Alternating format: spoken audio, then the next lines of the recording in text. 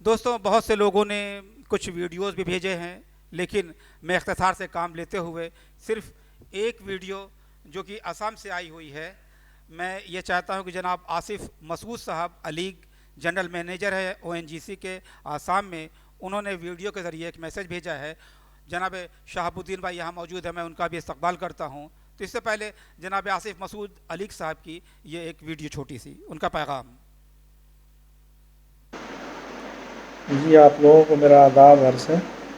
मैं आसिफ मसूद हूँ और गोरखपुर से मेरा ताल्लुक़ है। मैं अभी कुछ अपने असाइनमेंट से, कंपनी के असाइनमेंट की वजह से आसाम में पोस्टेड हूँ।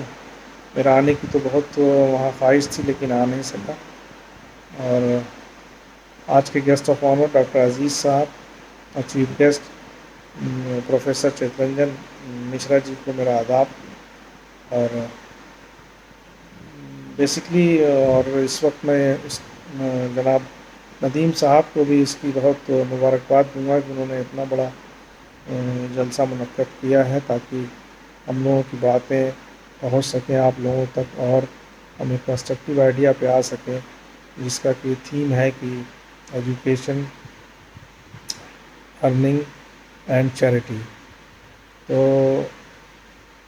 बेसिकली मेरी सोच यही है कि चैरिटी जो है एक ऐसा प्रोसेस है जो कि हम लोग करते आए हैं, मतलब एज अ ह्यूमन बीइंग हम करते रहे हैं और करते रहेंगे आगे चल के। लेकिन इस चैरिटी को सस्टेन करना बहुत इम्पोर्टेंट है। सस्टेनेंस ऐसे हो सकती है कि we have a fund wherein we can keep on giving it to the needy person.